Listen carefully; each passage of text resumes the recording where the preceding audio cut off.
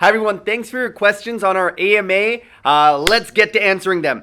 Number one, what matters the most while applying to elite universities? Well, I'll say three things. It's a complex process, but number one, you definitely want to show that you are doing very well academically through your school marks and various standardized tests.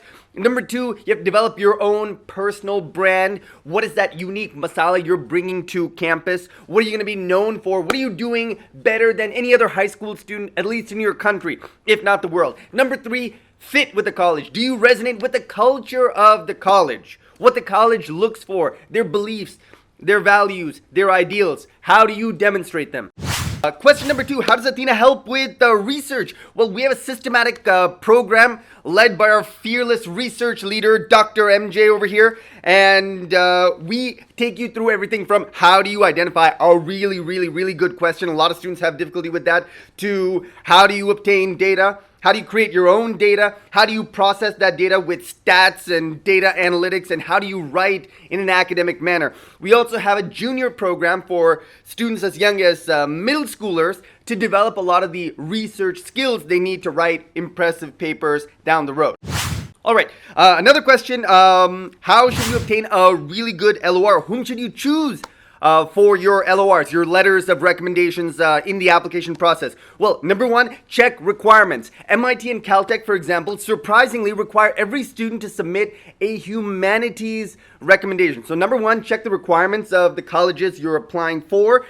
Quality is most important. So which teachers love you and will really go all out and pour their heart out into those recommendations. So quality. Recency, of course, if a teacher taught you in 11th or 12th, that's better than a teacher who taught you in 9th or 10th. And then finally, variety. Kind of goes back to the previous point, showing that you're really good at math and English, right? Or computer science and history.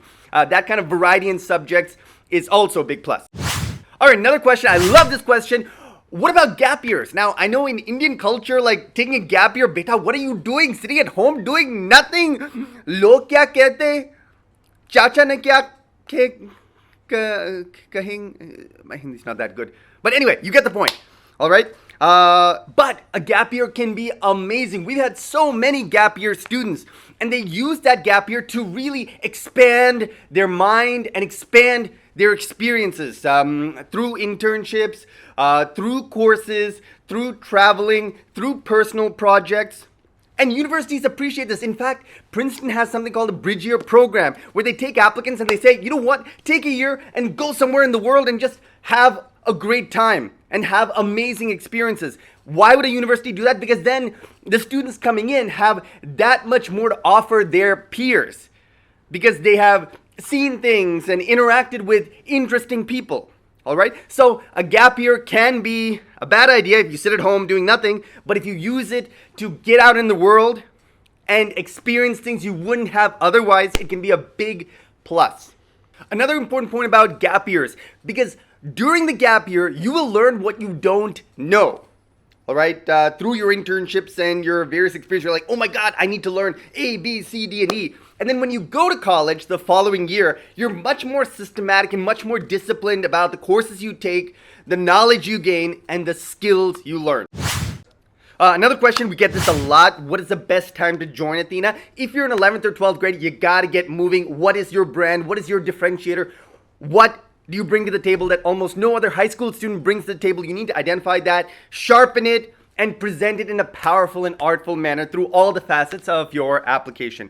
Now the entire college applications admissions game is getting super competitive. So students are gradually starting the process younger and younger. So if you're in 6th through 10th grade, you got to start exploring your academic and professional opportunities and options, right? Are they the sciences, the social sciences, the humanities, or engineering? Even within engineering, is it computer science, computer engineering, mechanical engineering, civil engineering, chemical engineering, bioengineering, industrial engineering? So that's what you need to do if you are a younger student, so that you can start on projects, and by the time you get to 11th or 12th, you've achieved a certain level of mastery to differentiate yourself from the pack.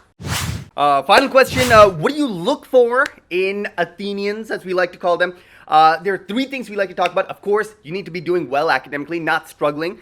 Some students are doing very well. Others are on their way, but again, they're not struggling. Number 2, ambition. We want students who are going to stretch, who want to be better than yesterday, which is our tagline. And then finally, humility, those who are going to be coachable, who are going to take inputs and are going to be like, yeah, I really appreciate this guidance and I'm going to come back stronger and stronger and stronger. So academics, ambition, and humility, the marks of a great Athenian.